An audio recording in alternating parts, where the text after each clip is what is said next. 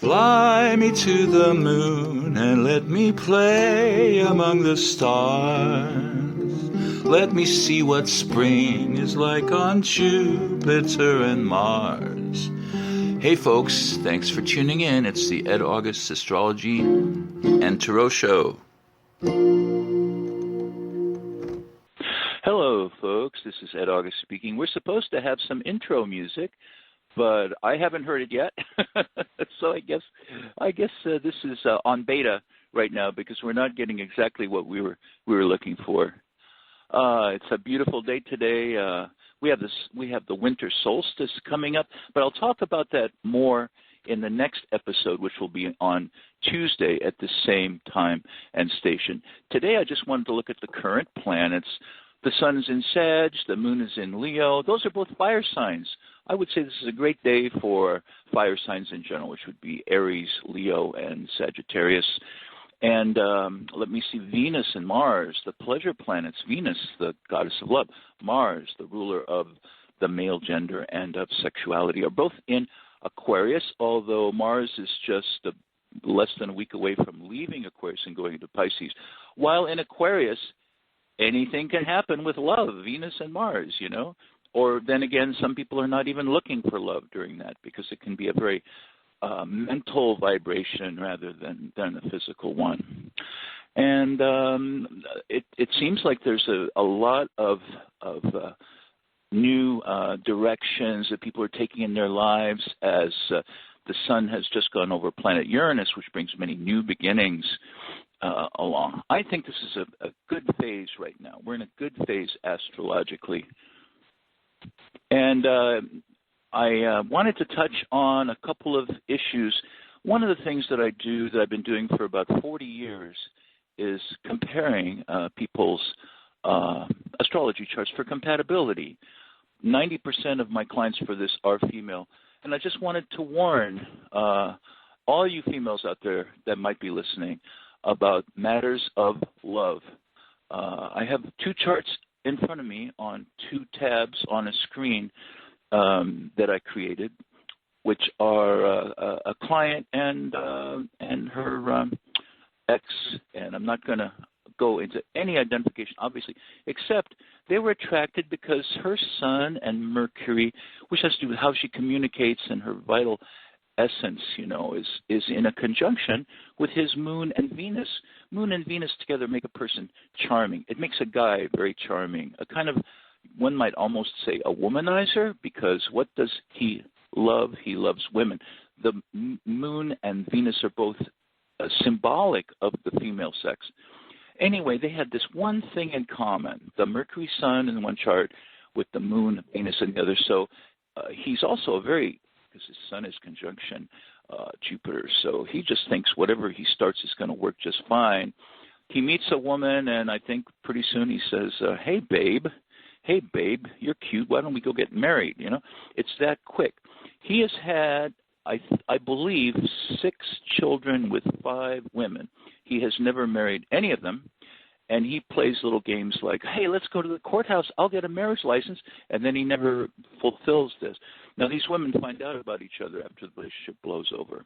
The reason that he is duplicitous and evil is that Mercury, the planet of the mind, is in a conjunction with Pluto on one side. Pluto is a dark planet of intense energy, and it's not good to have a close conjunction with Pluto with anything in your chart because it will bring out the dark side. On the other side of Mercury is Uranus, and that's a planet of eccentricity and sudden changes and whims and being unconventional and going against what society says. So I'm telling you, this guy is absolutely dangerous. And he has broken so many hearts, and he has fathered so many children.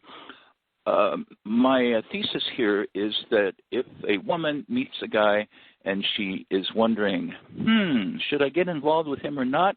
Well, you know what? You should do what they do in India and other countries where they have astrology, more than the United States. And they go and they talk with the astrologer, and he does the charts, and he compares them. And he can save a woman years' worth of pain and suffering and children that are going to be deprived of their fathers, because in this case, this woman is deprived of the man in her life. So anyway, with that, let me get back to my Blog Talk Radio tab, and I see that there is a caller from the 402 area code who's been on hold since before the show started. So I'm going to click on this one, and let's see what's going on. I hope this works. Hi, Hello. this is Diane. Thanks for taking my call. Diane, what part of the country are you calling from there in the 402? I am calling from a very cold and gray Lincoln, Nebraska today. Oh, well, that is in the heartland, isn't it? And I always wonder about Nebraska. I've never been through Lincoln, but it looks to me like you're halfway between the nice warm areas of Texas and the Gulf Coast and the ice-cold North Dakota and Canadian frigid air up there. So, yeah, I hear it's in the minuses today, I guess, huh? Yeah, I haven't ventured out too much, but yeah, it's been in the single digits all week. Ay. Well, what can I help you with today? Well, we were talking about the men and the women, and I saw your show coming up today, and I'd not heard it before, but I was just intuitively drawn, and now I guess if you're willing to do it, I'm drawn to give you my date of birth and the man that I've been dating for a little while. Would that be all right? Mm-hmm. I think that we won't have enough time for me to do a complete analysis of it. And as a matter of fact, I think we can. Yeah, I think. Let me see. Let me go to my Astro here. I'm on Astro.com, which is where I can create charts for people. And let me see. I've got to basically. Yeah, the computer I'm on is just a little bit slow. Is that your webpage, Astro.com? No, Astro.com is the place I go to where I do technical stuff. Oh, okay. Let me just delete. Okay, I have 100 charts up here. So in order for me to create a new one, I've got to delete one. So let me go to the bottom here and delete a chart that I know I don't need anymore. I have about 1,000 charts that I've done that are in various files and folders and stuff. But let me see here. Okay, it's just bringing up my password so that I can delete a chart. And that way, by deleting the chart, I can make way for yours. Oh, bless your heart. And you said you've been doing astrology work for over 40 years? Yes. I'm in my mid-60s, and I started as a teenager when the aunt of someone that I was seeing turned out to be a professional astrologer, and she wanted to do my chart. And it seems like everything that she told me made total sense. And, so I was delighted with that. I wanted to find out more. Okay, here we go. Add new astro data. Fortunately, right now you're the only other caller. Last week we had like 4 callers at one time, so it was very complex. But today I think that I can actually do this. So let me see. And awesome. Your first name was? Diane. Diane, that's right. 1 N or 2? 1 N, D-I-A-N-E. 1 N. Okay, there's an E. All righty. And female, and you're born what day, please? March 24th, 1962. Okay, 24th of March, 62. I can remember 1962. I had my first girlfriend that summer, the summer of 62, and all that I had left was a peanut, because when she left, she was staying with my family, and when she left, there was this peanut still in its shell, and we made a heart on it, and I think I still have that peanut somewhere. Anyway, do you know what time of day you were? She also left behind a little bottle of something called Shalimar, some kind of lotion or something, and that reminded me of her for years because it smelled so good. So do you know what time of day you were born? Yes, it was 2:49 in the afternoon. Oh, perfect. Okay, so we get 2 and then 49. And then I need a a state and a birth town? Lincoln, Nebraska. Oh, okay. Well, I don't want to say you haven't gone far, but you're still in Lincoln, Nebraska, where you were born, huh? I've come back a couple times. Yeah, I've come back a couple times. Okay. Oh, that's good. Okay, so let's see. We'll start with Nebraska, and then, well, you're in the land of Lincoln, even if you're not in Illinois, because you're living in Lincoln. Yes. Let's see. Lincoln. Okay. Lincoln, as in Nebraska, and now it's going to continue. It's going to show me a chart. I'm going to pull up the chart here in just a second. And what I'll do is, when it lets me, is I'm going to add the, what do you want to call it, the transits, so that we can see where, what kinds of things are going on right now. Okay, now I've got a big drop-down list that came up of all these 100 charts. And can you give me the birth date again? Yes, March 24th. March 24th. Okay. Diane, there we are. Okay. Yeah, because I can't see the date once I get off that page. Here we go. It's going to conjure up another page. And then I can choose what kind of chart I want. I have things like travel charts. I have various exotic charts. I'm going to bring up the extended chart selection. We're actually making pretty good time. It's 12:11 here in Arizona. That means we're only 10 or 11 minutes into this, so I have plenty of time to do your chart. Oh, awesome. Thank you very much for doing it. Oh, you're so welcome. This should give us the information we need. I'm pretty fast. Once I have the chart up on the page, I really feel I'm pretty fast at putting it together and seeing what I see. Okay, so we're going to have. I'm picking up some asteroids. Also, I want to get Ceres, Pallas, Juno, that stuff. A few satellites in here. I mean, asteroids. Pardon me. And then we'll put a few other goodies in here. Click here to show chart.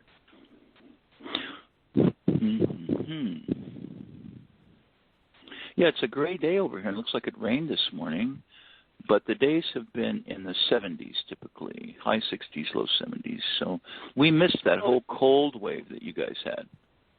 Oh, that's great. I've thought about moving to Arizona or New Mexico just for warmer weather. Oh, yeah. Oh, yeah. Well, I think you'd love it. Now, the interesting thing I see right on your chart is that, and this is based on the exact birth time and birthplace that you gave me. You have Leo rising, the middle of Leo. You have Uranus in the first house. You're an unconventional. In some way, you're a very unconventional person. I'm not sure how that works in your chart, but you're very unconventional, a very interesting person. You may have interests in psychic phenomena and interesting things like that, but always something new.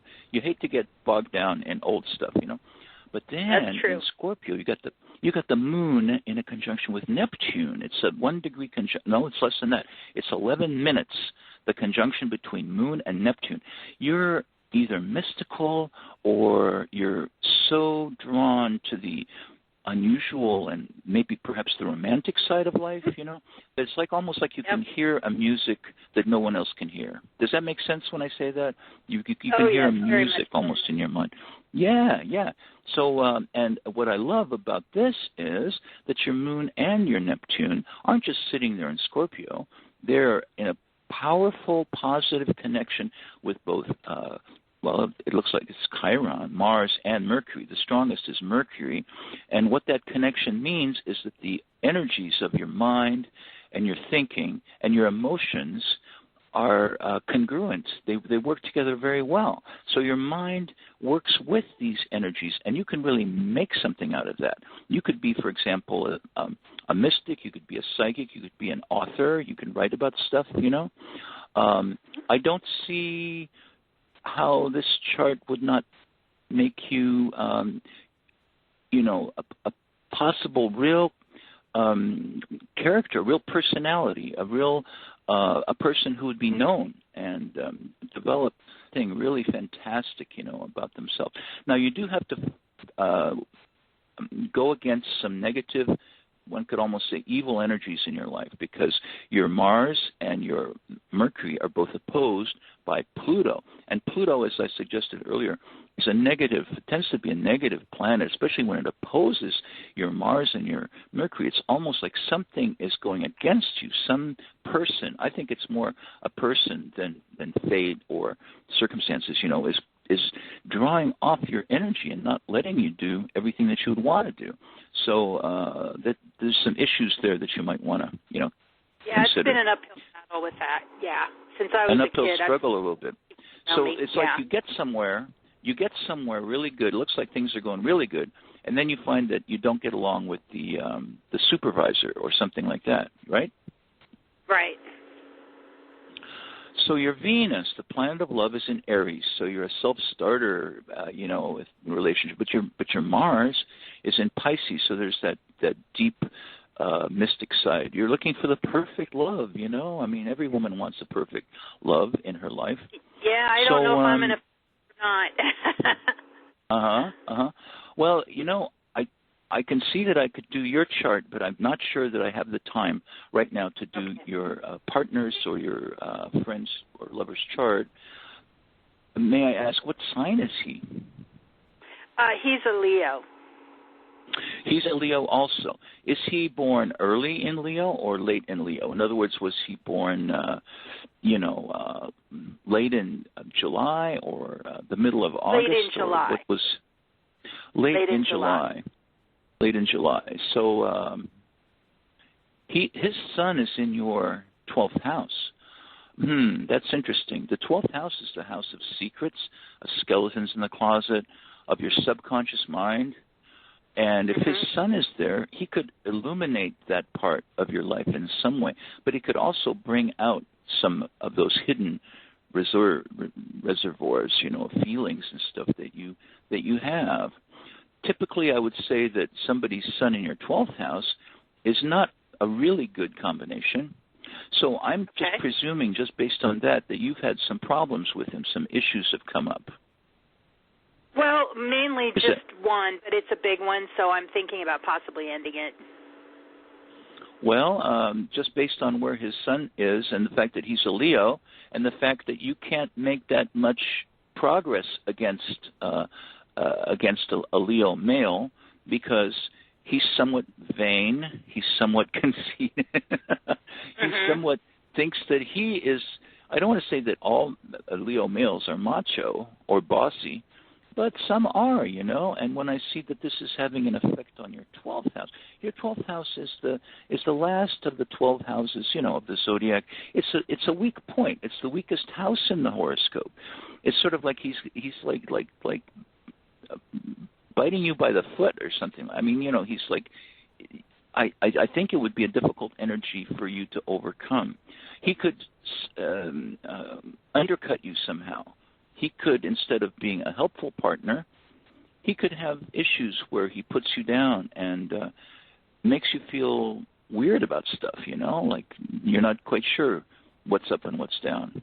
Can you just divulge a little bit about what the issue is?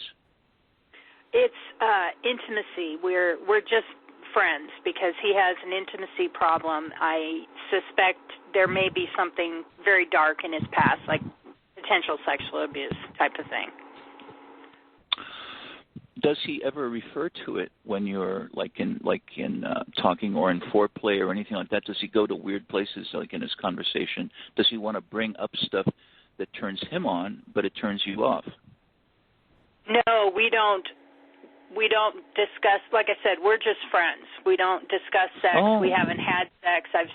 I've expressed an interest in it, but again, that's part of the reason why I'm thinking about moving on, because there's nothing else there.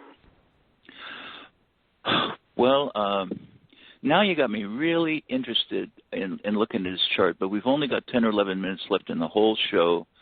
I would encourage you to email me at ed@edaugusts.com. That's ed at Ed Okay. August, EDAUGUSTS. It's just like the month of August with an S on the end. And I would like, just this is to satisfy my own curiosity here. I'm not hitting you up for a reading necessarily. I would love to see what this guy's issues are. Now, probably what it is that his Venus, his planet of love, is being frustrated by being in a conjunction with Saturn or Pluto. As Venus-Pluto often does indicate someone who's been molested or abused, most often as a child. And Venus could be with Uranus, and that's a planet meaning that he's looking for something really unusual or spontaneous, or he can't entertain ideas of a normal relationship. Venus with Saturn just closes a guy off to interest in love and intimacy. It often makes him interested more in, like, let's say, a mother figure. Does he ever look to you as kind of like mommy? Do you ever get that vibe from him that he's wants your advice and stuff like that, like he would more I'm not sure if he wants the advice. Once in a while he does, but I have caught myself kind of feeling like I've got the mother dynamic going on. We've got kind of a mother-child thing going. Well, I'm just going to say that that's possibly what it is. It could be Venus conjunction Saturn. It could be Venus opposition or Venus square Saturn. Square is 90 degrees apart when planets are 90 degrees apart, and then they stress each other. This causes inevitable roadblocks in relationships. I have a book out on Amazon.com. It's actually a Kindle ebook. Okay. Planetary Combinations in Astrology Charts. Planetary Combinations in Astrology Charts. Ed August. I believe it came out in 2013. I think it's like $5.95 or $6.95. But that's a 420-page book that covers a lot of important people, noteworthy people, and goes into some of these issues. And you can see the combinations. I'll take like a whole section will be on Venus with Saturn, for example. So that's one idea. Somebody could look at that. I have a number if I could buy that like out. in a PDF? I don't read ebooks normally, so I don't have one of those mechanisms for that. One of the machines. Is that something you can buy and read online then? But did you know that Kindle has a free download? If you go Amazon, Kindle.com or whatever, there is a free it's probably in the Google Play Store, and you could have a free download of this thing, and it'll turn your Android phone or any kind of phone, I believe, into a Kindle and then you could read anything you want to on there. And also, but that might work for you. So you see, unfortunately, I just can't get into his chart right now. There's just not enough time, and conjuring up his chart right now would take 6 or 7 minutes longer. But let me look at your transits. Your transits show where the planets are right now. And let me see, Mars recently went over Jupiter. Maybe you spent some money recently or something. Venus is in your 6th house, the house of health and work, and that I believe is okay right now. Your health looks really good to me, although I'm not a doctor. Hey, people tell me I'm not supposed to say anything about the health, but it looks like a good healthy chart to me. Sun, Saturn, Mercury, and Pluto are all in your 5th house. The 5th house is the house of love and romance, so there's been emphasis on it. But Saturn entered your house of love, romance, and children approximately a month ago. It just looks like while Saturn is going to be in there, you're going to have more questions and situations will come up that could be, questionable or negative. So, for the time being anyway, I think there's just the influence in your house of romance is just a little bit negative, and that's why you're seeing issues with this gentleman. But there's other things that are good. The counterpart of Saturn is Jupiter, and Jupiter is in your 3rd house right now. It's a house of that's a good time to get some new wheels, some transportation or something like that. Oh, okay. And your I think your money situation is pretty good. Mars, which causes some stirrings, and it could cause sexuality, but that's in the 7th house of partnerships and marriage. If you were married right now, I'd say it would be probably kind of a rocky time. Let me go to another method and just really quickly do a tarot card reading for you. So let me see. I'm just going to – you're so welcome. You know, I would really suggest you think about going farther with – now, I don't know how far you've gone with your education, but you're so intuitive and you have a lot of wisdom that you could share. Have you ever gotten into the mystical arts in any way? Or is it more taking, maybe it's taking the route of music and art? Because I also see a lot of music and art in your chart. So which would you say it is? I was doing psychic readings for a little while and have a web page, but then it didn't really take off. So I'm kind of looking in different areas right now. I did do a show for a little while, guesting on Blog Talk Radio, but then it went off. So that didn't really. For God's sakes! Oh my goodness! So it's a matter of things change. Uranus rising. That means sudden changes coming about and stressful things. You're depending too much on other people. Pluto opposite your Mercury and your Mars, you see? So that causes angry situations to come up and whatnot. But you have the ability to do exactly what you said, to be a host, to be a psychic, to do card readings or whatever it is, you know, that you want. Now, let me see. I do have at least one other caller. So I've troubled him 3 times. And what is your question? What can I answer for you? Well, I guess I would just like to know what you might see in terms of ways to bring in money. I'm looking for a new venture, whether I'm going to go back to doing psychic readings. I'm not really getting a calling for that now. I'm really more interested in selling some of my writing. I'm interested in selling a TV show in particular. Well, how about that? And I picked writing, too, didn't I? Didn't I say writing? Yes. So yes. Here you are. The first card I get is the Four of Swords. And to me, this looks like it's you really have not been doing enough for the last little while. The Four of Swords is, you know, the guy is like laying there on a catafalque. It could be like almost somebody's been dead. You know, it's like you've let things go a little bit, maybe because of recent events. But as far as what you need to do, the next card comes up is the King of Wands. The King of Wands is what you want to be, but it also might be a man somewhere, you know, in your life or over the horizon who could help you in some way, some positive way, to get that business going. I think it means that you're going to be working with somebody, again, someone who's very positive and who is a businessman already because he's the King of Wands, and that reflects on business more than anything else. And the third card is the Six of Wands, and that shows success. That's a hero. That's someone coming home from the battle, having won what you seek. So what it is that you seek, your job or your career, will surely come to pass. I would say it's coming to me 6 months to a year, and you have to get through this frigid time of this winter, I guess. The Four of Swords just looks like you just can't do enough right now. There's just not enough options for you. But this is changing very soon. And I think you're going to be great. So do have a chance. If you have a chance, write me an email, and we'll talk some more about it. Okay? I will. And thank you very much, Ed. I really appreciate your time and your help. You're so welcome. You're so welcome. Bye now. To you. Bye-bye. Hi, 571. Hello, 571. Hi, Ed. Hi, Ed. We have like less than 90 seconds. I am so sorry. What area code are you calling from? 571. Where are you calling from? Up north? Virginia. Oh, Virginia, yeah, kind of. Virginia. That's really cool. I have time to do like one question for you. I'm shuffling the cards right now. What's your first name? Sonia. Okay. What's your question, please? Oh, it's just about this coming year, actually. Okay. A general, where are things going? I get the Ace of Swords. You're going to be finishing off one phase of your life or your career. You'll be leaving a job behind. Three of Pentacles. You're entering something that's going to be very positive for you.